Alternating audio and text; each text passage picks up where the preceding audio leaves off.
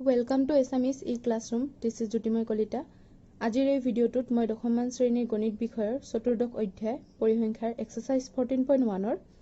Question number 6ৰ পৰা start কৰিম। ইয়াৰ লগত ৰিলেটেড আগৰ ভিডিঅ'ছবোৰ যদি চোৱা নাই তো ডেসক্ৰিপচনত লিংক দিয়া আছে, তাত গৈ চাই ল'বা। তো অলৰেডি আমি কোৱেশ্চন নম্বৰ 5 লৈকে সলভ কৰিলো। মই গোটেইকেইটা মেথডৰ সহায়তে মাধ্য উলিয়াইছো। তো মই ভাবো যে তিনিটা মেথডে সাগে তোমালোকে ভালদৰে বুজি পাইছা। কোৱেশ্চন নম্বৰ 6 তো কি কৈছে সো এটা অঞ্চলৰ 25 ঘৰ মানুহৰ খাদ্যত দৈনিক খৰচ তলৰ তালিকাত দেখুওৱা হৈছে। তো আমি গম পালো যে যেতিয়া আমি মাধ্য উলিয়াব লাগিব তেতিয়া আমাক এনেদৰে এখন তালিকা দিয়া থাকিব আৰু তালিকাখন ইউজ কৰি পেলাই আমি মাধ্য উলিয়াব লাগিব। উপযুক্ত নিয়মেৰে খাদ্যত দৈনিক মাধ্য খৰচ নিৰ্ণয় কৰা। তো আমাক ইয়াতে একো পদ্ধতি মেনশন কৰা নাই যে এইটো মেথডৰ সহায়তে তোমালোকে কৰিব লাগিব। তো আমি যোনটো পদ্ধতি ইয়াতে এপ্লাই কৰিলে ভাল হয় সুবিধা হয় আমাৰ হেতু সহায়ত আমি মাধ্য উলিয়াম। তো আমাৰ পদ্ধতি কেটা আছিলে প্ৰত্যক্ষ পদ্ধতি, বিবেচিত মাধ্য পদ্ধতি আৰু ধাপ বিচ্যুতি পদ্ধতি। তো ইয়াতে ভ্যালুখিনি দেখিছাই যে অলপ ডাঙৰ আছে। তো যেতিয়া আমাৰ অলপ ডাঙৰ থাকে তো আমি প্ৰত্যক্ষ পদ্ধতিটো ইউজ নকৰি বিবেচিত মাধ্য পদ্ধতি বা ধাপ বিচ্যুতি পদ্ধতি ইউজ কৰিব পাৰো। আৰু সদায় তোমালোকে নোটিস কৰিবা যে শ্ৰেণী অন্তৰালৰ এই মাজত ডিফাৰেন্স উচ্চ সীমা আৰু নিম্ন সীমাৰ মাজত ডিফাৰেন্সটো সদায় কনস্ট্যান্ট। ইয়াতে যিমান ইটোটো সীমান হ'ব লাগিব তেতিয়াহে আমি ধাপ বিচ্যুতি পদ্ধতি ইউজ কৰিব পাৰো, ঠিক আছে। এতিয়া কোৱেশ্চন নম্বৰ 6 টো সলভ কৰিবৰ কাৰণে মই এনেদৰে তালিকা এখন বনাই লৈছো আৰু মই কোৱেশ্চন নম্বৰ 6 টো ধাপ বিচ্যুতি পদ্ধতিৰ সহায়ত সলভ কৰিম। বিবেচিত মাধ্য পদ্ধতি বা প্ৰত্যক্ষ পদ্ধতি হিটো ইউজ কৰিব পাৰা, কিন্তু ভ্যালুখিনি মই ডাঙৰ থকাৰ কাৰণে ধাপ বিচ্যুতি পদ্ধতিৰ সহায়ত সলভ কৰিম। তো শ্ৰেণী অন্তৰালখিনি মই এনেদৰে লিখি লৈছো। শ্ৰেণী অন্তৰাল আমাৰ কোনখিনি হয় এইখিনি অন্তৰাল আমাক যিখিনি দিয়া আছে আৰু তাৰ সমান্তৰালভাৱে আমাক ঘৰৰ সংখ্যা যে দিয়া আছে এইখিনি হৈছে আমাৰ 12 12টা, ঠিক আছে। তো 12 12টাক আমি এফ এৰে ডিফাইন কৰো। তো আমি এইখিনি ভ্যালুখিনি লিখি লৈছো। তাৰ পিছত আমি কি উলিয়াব লাগিব শ্ৰেণী সূচক। শ্ৰেণী সূচকটো আমি কেনেদৰে উলিয়াম এই শ্ৰেণী অন্তৰালৰ নিম্ন সীমা প্লাস উচ্চ সীমা ডিভাইডেড বাই 2, ঠিক আছে। তো 100 প্লাস 150 ডিভাইডেড বাই 2 কৰিলে কিমান হ'ব 125। তো একেদৰে 150 প্লাস 200 ডিভাইডেড বাই 2 এনেকে কৰি যোৱা। কিন্তু আমি কি কৰিব পাৰো যেহেতু আমাৰ h2 যদি একে থাকে কনস্ট্যান্ট অৰ্থাৎ উচ্চ সীমা মাইনাস নিম্ন সীমা কিমান 50, 150 পৰা 100 গলে 50, ঠিক তেনেদৰে 200 পৰা 150 গলে 50 অৰ্থাৎ সকলোতে সেমে আছে 50 আছে, h আমাৰ ইয়াতে 50। তো আমি এতিয়া কি কৰিম বাৰে বাৰে এই প্ৰসেসটো কৰাতকে 150 প্লাস 200 ডিভাইডেড বাই 2, 200 প্লাস 250 ডিভাইডেড বাই 2 ইমান কৰি থকাতকে আমি প্ৰথমটো উলিয়ালো। তাৰপিছত যেহেতু আমাৰ h কিমান আছে 50, তো আমি কি কৰিম এতিয়া প্ৰথমটো উলিয়াৰ পিছত আমি 50 50 ইয়াৰ লগত প্লাস কৰি গলে হল। ইয়াৰ লগত 50 প্লাস কৰিম কিমান হ'ব 175, ঠিক আছে 175। আকৌ ইয়াৰ লগত 50 প্লাস কৰিম এনেদৰে ভ্যালুখিনি লিখা। সোয়া মোৰ এইখিনিত অলপমান ভুল হৈছিলে, ঠিক আছে। তো আমাৰ কিমান আহিব ভ্যালুখিনি 125 175 225 ইয়াৰ সমান্তৰালভাৱে দেই। 200 ৰ পৰা 250 এই শ্ৰেণী অন্তৰালৰ সমান্তৰালভাৱে আমাৰ শ্ৰেণী সূচক কিমান 225, ঠিক তেনেদৰে এইটো হৈছে 275 আৰু লাষ্টৰটো 325। তাৰ পিছত আমি যেহেতু ধাপ বিচ্যুতি পদ্ধতি ইউজ কৰিম আমাক লাগিব di ey, কাৰণ ey উলিয়াব মানে ফৰ্মুলাটো হৈছে আমাৰ xi - a / h। তো xi - a মানে হৈছে আমাৰ di, তো ইটো উলিয়াই লম আগত হয় না। তো xi - a, তো আমি a কোনটো ধৰিম ইয়াতে কিমানটা আছে সোয়া 1 2 3 4 5টা। তো আমি মাজৰ এইটোক আমি a বুলি ধৰিম। তো আমি a বুলি ধৰিলো কিমান 225। তো xi মানে এইটো হৈছে 125 হয় না 125 মানে 225। এতিয়া 125 ৰ পৰা আমাৰ 225 গলে কিমান হ'ব -100, ঠিক তেনেদৰে এতিয়া আমি xi মাইনাস a ইয়াতে xi হৈছে 175 175 ৰ পৰা এতিয়া 225 গলে a টো আমাৰ কনস্ট্যান্ট নহয়, ইটো 225 এ থাকিব, কিন্তু xi ভ্যালুটোহে চেঞ্জ হৈ থাকিব। 175 ৰ পৰা 225 গলে -50। এতিয়া 225 ৰ পৰা 225 গলে 0, 275 ৰ পৰা 225 গলে 50। সিধাকে লিখিবা, মোৰ এইখিনি ভ্যালু অলপমান গণ্ডগোল হোৱাৰ কাৰণে এনেকা হৈছে, ঠিক আছে। 325 ৰ পৰা 225 গলে 100। এতিয়া আমি কি কৰিব লাগিব ui equal to xi minus a divided by h তো xi minus a আমি অলৰেডি উলিয়াই থলো এইখিনি হয় না নাই এতিয়া আকৌ আমি ui মানে হৈছে এইখিনি ভ্যালুক আমি h এৰে ডিভাইড কৰিম তো h হৈছে আমাৰ 50 তো -100/50 কৰিলে -2 -50/50 কৰিলে -1 0 50 ৰে ডিভাইড কৰিলে 0 50 ৰে কৰিলে 1 100 ক 50 ৰে কৰিলে 2 তাৰ পিছত আমি কি কৰিব লাগিব fi লগত আমি ui এইটো কলম আৰু এইটো কলম পূৰণ কৰিব লাগিব fi into ui 4 into -2 -8 5 into -1 -5 12 into 0 12 oh sorry 0 2 into 2 into 1 2 2 into 2 4 ঠিক আছে তাৰ পিছত আমাৰ ধাপ বিচ্যুতি পদ্ধতিত আমি মাধ্য উলিওৱা ফৰ্মুলাটো কি আছিল x bar equal to a plus summation of fi ui divided by summation of fi into h তো আমি এতিয়া summation of fi উলিয়াব লাগিব আৰু summation of fi into ui উলিয়াব লাগিব তো এইখিনি গুটেখিনি যোগ কৰা আৰু এইখিনি যোগ কৰাৰ পিছত কিমান হ'ব ভ্যালুখিনি পুট কৰা summation of fi into ui টো আহিছে -7 মিলাই চোৱা আৰু summation of fi টো আহিছে 25 এতিয়া ভ্যালুখিনি পুট কৰা আমি a মানে কিমান ধৰি দিছিলো 225 plus summation of fi ui -7 summation of fi আহিছে আমাৰ 25 into h 50 এটো 2 ৰে কাটি দিলো ঠিক আছে 225 -7 into 2 -14 তো 225 ৰ পৰা 14 মাইনাস কৰা 1 1 2 আমাৰ মাধ্য আহি গল 211 ঠিক আছে নেক্সট কোৱেশ্চন নম্বৰ 7 ত চোৱা বায়ুত SO2 অৰ্থাৎ সালফাৰ ডাই অক্সাইডৰ গাঢ়তা উলিয়াবলৈ এখন চহৰৰ 30টা অঞ্চলত তথ্য সংগ্ৰহ কৰা হল আৰু তলত দিয়া ধৰণে উপস্থাপন কৰা হল তো এখন টেবুল দিয়া আছে যত আমাৰ সালফাৰ ডাই অক্সাইডৰ গাঢ়তা দিয়া আছে আৰু বাৰম্বাৰতা ঠিক আছে তাৰ হাত আমি কি উলিয়াব লাগে বায়ুত সালফাৰ ডাই অক্সাইডৰ মাধ্য গাঢ়তা নিৰ্ণয় কৰা তো এতিয়া চোৱা ইয়াত ভ্যালুখিনি বহুত সৰু আছে একদম 0.00 পৰা 0.04 তো এটো আমাৰ যেহেতু বহুত সৰু আছে আৰু বাৰম্বাৰতাখিনিও বহুত সৰু তো আমি প্ৰত্যক্ষ পদ্ধতি হয়ত এই কোৱেশ্চন নম্বৰ 7 টো সলভ কৰিম আৰু ইয়াতে যেহেতু একো পদ্ধতি মেনশন কৰা নাই ঠিক আছে তো ভ্যালুখিনি এনেকে আমি তালিকাখন লিখি ললো প্ৰত্যক্ষ পদ্ধতিৰ আমাৰ কি কি লাগে শ্ৰেণী অন্তৰালটো আমাক দিয়া আছে আৰু তাৰ সমান্তৰালভাৱে আমাক বাৰম্বাৰতা দিয়া আছে তো আমি শ্ৰেণী সূচক উলাম আৰু তাৰ পিছত fi into xi উলিয়ালে হৈ যাব তো xi টো কেনেকৈ উলাম নিম্ন সীমা প্লাস উচ্চ সীমা ডিভাইডেড বাই 2 শ্ৰেণী অন্তৰাল 0.00 plus 0.04 divided by 2 কৰিলে আমাৰ আহিব 0.02 তাৰ পিছত আকৌ ইটো কৰিবা নেকি 0.04 plus 0.08 divided by 2 ইমান কৰি থকাতকে মই কি কৈছো যে আমাৰ ইয়াতে h হৈছে উচ্চ সীমা মাইনাস নিম্ন সীমা কৰিলে আহিব আমাৰ 0.04 এ আহিব ইটো হৈছে আমাৰ h উচ্চ সীমাৰ পৰা নিম্ন সীমা আৰু গুটেকেটাত সেম হৈছে 0.08 ৰ পৰা 0.04 গলে আমাৰ কিমান হয় 0.04 তো এতিয়া আমি কি কৰিম এই 0.04 টো ইয়াৰ বাকিখিনিৰ লগত প্লাস কৰি কৰি গৈ থাকিলে ওলাই আহিব যেনেকৈ 0.02 ৰ লগত আমি 0.04 প্লাস কৰিলে 0.06 তাৰ পিছত আকৌ 0.06 ৰ লগত আমি যেতিয়া 0.04 প্লাস কৰিম তেতিয়া আহিব আমাৰ 0.10 তাৰ পিছত আকৌ 0.04 টো আমি ইটোৰ লগত প্লাস কৰিম 0.14 এনেকৈ কৰি যোৱা 0.18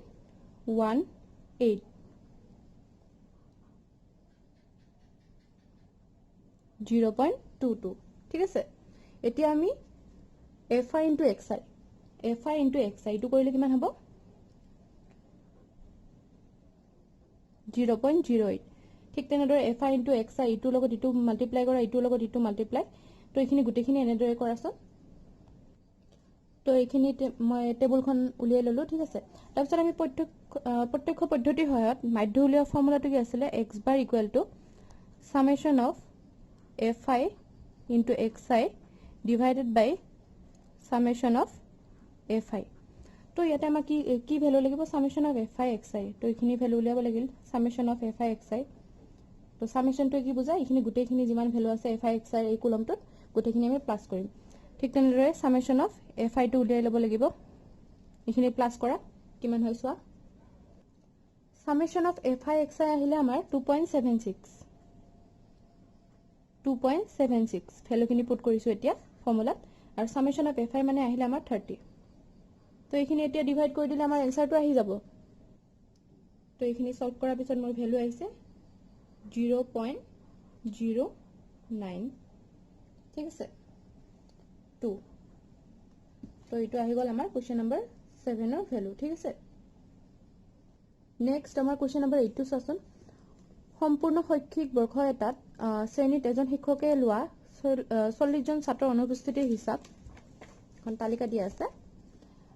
তলত দিয়া হল এজন ছাত্ৰৰ অনুপস্থিতিৰ মাধ্য নিৰ্ণয় কৰা তো এই তালিকাখনত আমাক দিনৰ সংখ্যা দিয়া আছে ইমান মানে শ্ৰেণী অন্তৰালসমূহ দিয়া আছে আৰু তাৰ সমান্তৰালভাৱে আমাক ছাত্ৰৰ সংখ্যা দিয়া আছে তো এতিয়া আমি এজন ছাত্ৰৰ অনুপস্থিতিৰ মাধ্য উলিয়াব লাগে তো আমাক ইয়াতে যেহেতু একো ধৰণৰ মেথড কোৱা নাই তো আমি ভ্যালুখিনি প্ৰথমতে চাই লম সোৱা এতিয়া এই কোৱেশ্চনটোত এটা মন কৰিবলগীয়া কথা হল যে এই শ্ৰেণী অন্তৰালসমূহৰ দৈৰ্ঘ্যসমূহ h বিলাক ইকুৱেল নাই সোৱা ইটো 0 পৰা 6 নিম্ন সীমা আৰু উচ্চ সীমাৰ পাৰ্থক্য হৈছে 6 ৰ পৰা 0 গলে 6 নেক্সটত সোৱা 6 ৰ পৰা 10 লৈকে আছে তো 10 - 6 কৰিলে 4 তো h টো ইকুৱেল নাই ঠিক আছে ইয়াতে 6 ইয়াতে 4 ইয়াতে আকৌ 4 নেক্সট 6 মানে ঠিক নাই তো এইটোৰ ক্ষেত্ৰত আমি হয়তো প্ৰত্যক্ষ পদ্ধতি ব্যৱহাৰ কৰিব পাৰিম আৰু নহলে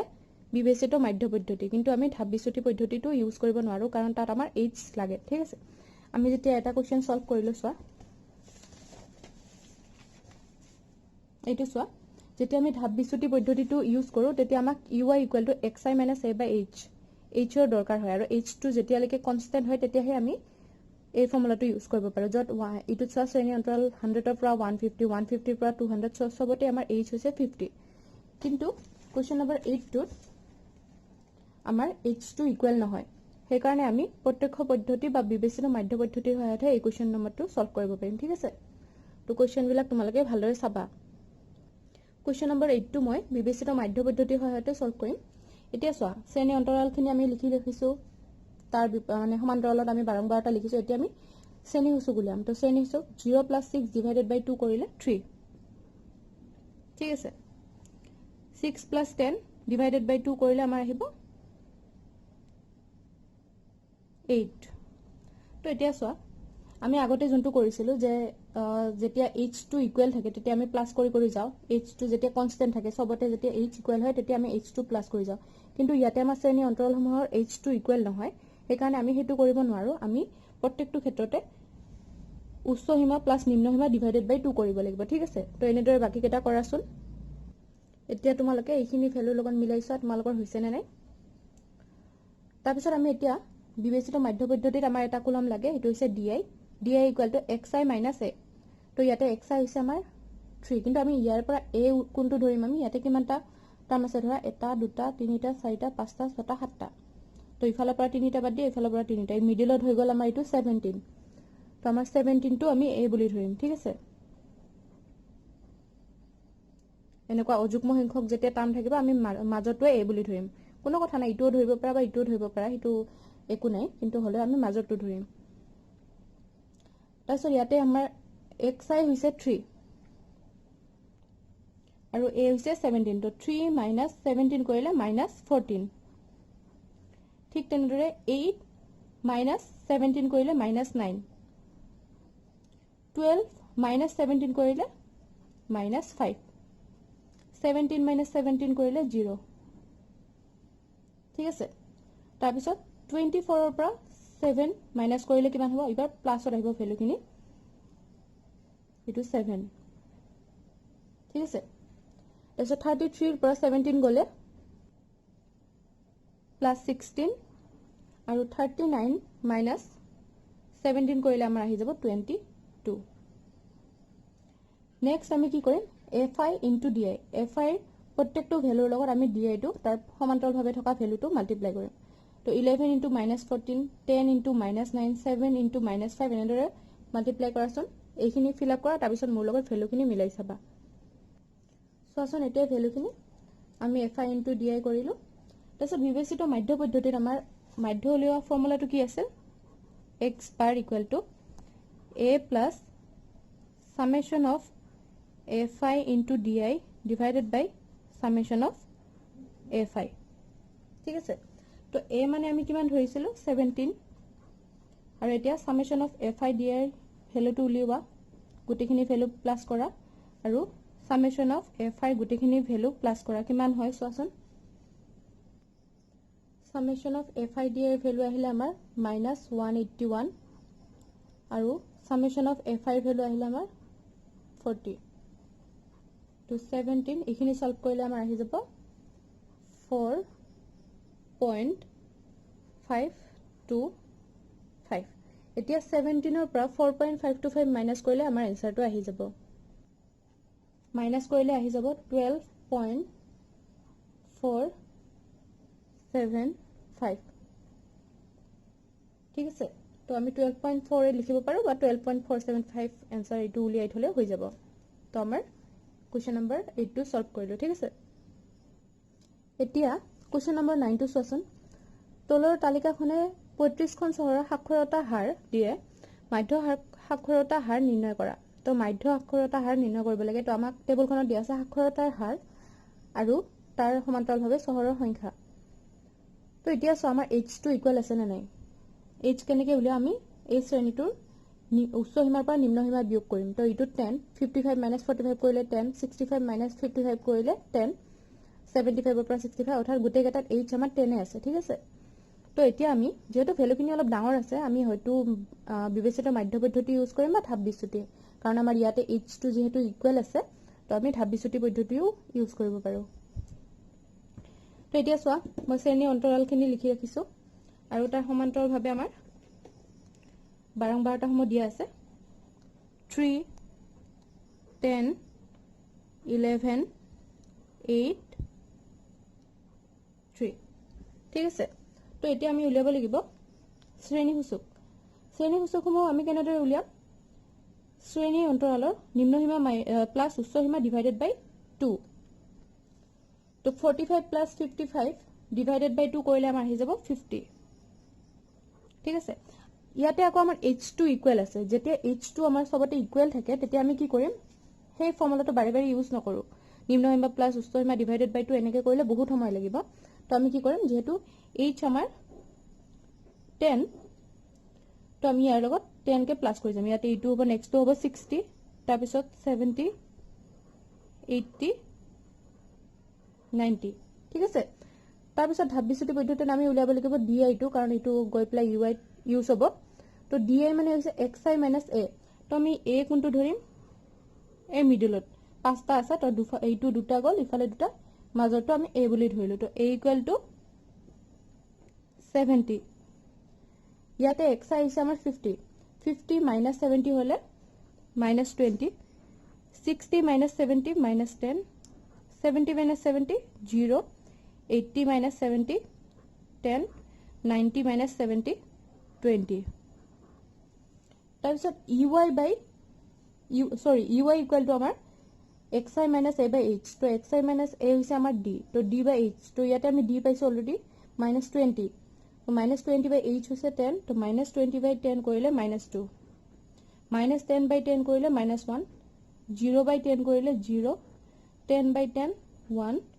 আৰু 20 by 10 কৰিলে 2 তাৰপিছত আমি fi into ui টো উলিয়াব লাগিব fi হৈছে 3 3 into -2 কৰিলে -6 10 into -1 -10 11 into 0 0 8 into 1 8 3 into 2 6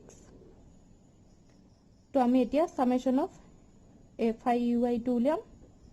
আৰু ইয়াতে summation of fi কাৰণ আমাৰ ফৰ্মুলাটোত লাগিব তো মাধ্য ওলোৱা ফৰ্মুলাটো আমাৰ আছে a plus summation of fi into ui divided by summation of fi into h. তো এতিয়া এইটো উলোৱা summation of fi কিমান হ'ব ইখিনি প্লাস কৰা আৰু summation of fi ui ইখিনি গুটেখিনি প্লাস কৰা কিমান আহে চোৱা summation of fi হলে 35 আৰু summation of fi ui হলে আমাৰ -2 তো এই মানে আমি ধৰিছিলো কিমান 70 ভ্যালুখিনি পুট কৰা summation of fi ui -2 summation of fi হলে 35 আৰু h মানে আমি জানো কিমান 10 ঠিক আছে তো এখানে সলভ করা 70 তো এটো মাইনাস আছে এখানে আমি মাইনাস দিব পারো প্লাস এ মাইনাস এ মাল্টিপ্লাই করলে মাইনাস 2 উপর হয়ে যাব 2 * 10 20 ডিভাইডেড বাই 35 তো এখানে সলভ করা তো এখানে আহিব 0.5714 এখানে লেকে লিখি দিছো ঠিক আছে তো 70 পৰা এখানে মাইনাস কৰা তো মাইনাস কৰিলে আহি যাব 69.4286 তো এইটো হৈ যাব আমাৰ आंसर ঠিক আছে তো এতিয়া আমাৰ 14.1 এক্সাৰসাইজটো কমপ্লিট হল তো ইয়াৰ লগত ৰিলেটেড যদি কিবা বুজি নোপোৱা বা কিবা ডাউট থাকে তো তোমালোকে মোক কমেন্ট কৰি জনাবা আৰু প্ৰত্যক্ষ পদ্ধতি বিবেচিত মাধ্য পদ্ধতি ধাপ বিচ্যুতি পদ্ধতিত আমি চালু যে একো যদি মেনশন না থাকে আমি যিকোনো পদ্ধতিত কৰিব পাৰো আৰু শ্ৰেণী অন্তৰালসমূহ যদি সৰু থাকে তেতিয়া আমি প্ৰত্যক্ষ পদ্ধতিত আমি কৰিব পাৰো আৰু নতুবা আমি বিবেচিত মাধ্য পদ্ধতি বা ধাপ বিচ্যুতি পদ্ধতিৰ সহায়ত সলভ কৰিম কিন্তু তাতেও এটা কন্ডিশন আছে ধাপ বিচ্যুতি পদ্ধতিটো কেতিয়া ইউজ কৰিব নোৱাৰো যেতিয়া শ্ৰেণী অন্তৰালৰ গুটেকেটাৰ h টো ইকুৱেল না থাকিব হয়নে তো এনেকুৱাটা আমি एग्जांपल কৰিলো তো তোমালোকে কৰোতে সাবধান হবা ঠিক আছে তো আজিলৈ বাই বাই